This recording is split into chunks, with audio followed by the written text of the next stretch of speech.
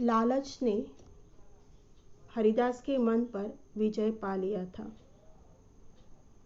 उन्होंने ठान लिया कि वह मगन सिंह का पूरा धन हड़प लेगा और इसीलिए वह जब चारों ओर सन्नाटा छा जाता तो हरिदास मंदिर के चबूतरे पर आ बैठते और जैसे ही शाम हो जाती, अंधेरा पड़ जाता, कुदाली से उसे खोदते। चबूतरा लंबा चौड़ा था, बहुत बड़ा था और ये काम करने के लिए उसे 1 महीना लग गया, लेकिन अभी तक आधी मंजिल भी तय न हुई। इन दिनों उनकी दशा उस पुरुष की सी थी जो कोई मंत्र जगा रहा हो। चित्त पर चंचलता छाई रहती, आंखों की ज्योति तीव्र हो गई थी, बहुत गुमसुम रहते, मानो ध्यान में हो। किसी से बातचीत न करते, अगर कोई छेड़कर बात करता तो झुंझला पड़ते। ये क्यों होता था? वह बेचैन रहता था। क्यों?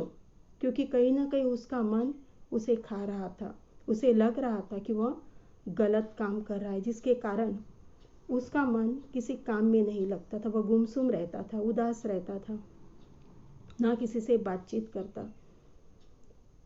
और ऐसा लग रहा था कि कोई मंत्र वह जगा रहा हो। किसी ने बात की तो बिना वजह वो गुस्सा हो जाता, बार बार उसकी आत्मा उसे कोसती, उस काम से उसे रोकती। बहुत बार उसे लगता था ये जो कर रहा है वह गलत काम है। कई बार वह ठान लेता कि अब चबूतरे की ओर न जाऊंगा, लेकिन जैसे ही संध्या होती यानी दिन ढल जाता, मानो उस पर एक नशा सा छा जाता था और बुद्धि विवेक का अपहरण हो जाता।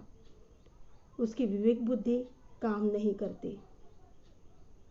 जिस प्रकार एक कुत्ता मार खाता है लेकिन थोड़ी देर में फिर उसी टुकड़े को खाने के लिए टुकड़े के लालच में जा बैठता है, वही दशा उनकी थी। उस पर वह लालच सवार था, वह उस धन को हड़पना चाहता था। अमावस की रात थी, अंधेरा छाया हुआ था और हरिदास मलिन हृदय में बैठी हुई काली माँ की भांति चबूतरे पर बैठे हुए थे। उदास थे वे, बेचैन थे। उसे लगा था कि आज चबूतरा कूद जाएगा और थोड़ी सी मेहनत करनी पड़ेगी, कोई चिंता नहीं थी। और अब उसे मालूम था कि निश्चित होगा कि चबूतरे के नीचे क्या है। खोदते खोदते पत्थर का तहखाना निकल आया तो समझ जाऊंगा कि धन आवश्यक होगा। और तहखाना यानी जमीन के नीचे जो कमरा वगैरह बनाया जाता, कमरे की तरह बनाया जाता है, वह है। और उन्होंने सोचा तहखाना न मिले तो हो सकता है ये समझ लो कि धोखा हुआ है। कहीं सचमुच तहखाना न मिले तो बड़े दिल लगी, मुफ्त में उल्लू बन मूर्ख बन जाऊंगा। पर तभी खुदाली खटखट बोल रही है, मतलब खटखट आवाज आने लगी। उसने टटोल कर देखा कि पत्थर की चट्टान है। उसका भ्रम दूर हो गया, वह चट्टान ही थी और उसे तहखाना मिल गया। अब तहखाना मिल गया मतलब वह अपने लक्ष्य के पास था, उसे अब सफलता मिलने वाली थी। उसे बहुत खुश होना चाहिए था, लेकिन ऐसा नहीं हुआ। हरिदास खुशी से उछले कूदे नहीं, वापस घर आए।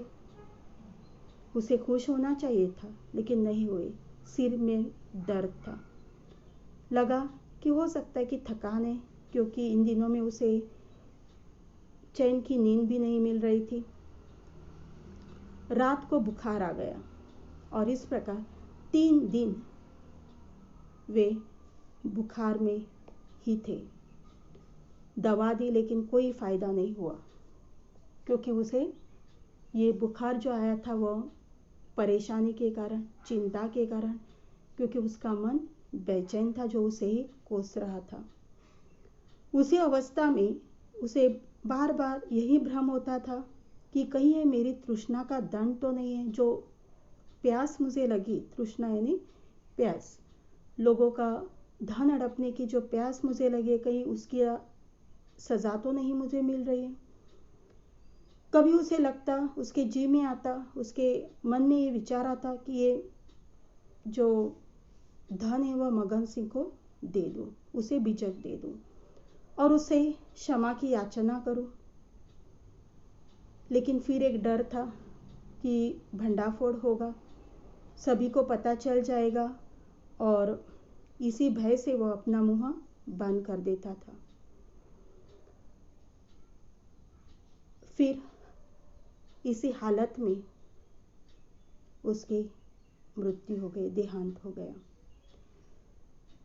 हरिदास के मृत्यु के बाद ये बीजक उसके पुत्र प्रभुदास के हाथ लग गया। अब हमें आगे देखना है कि प्रभुदास क्या करता है।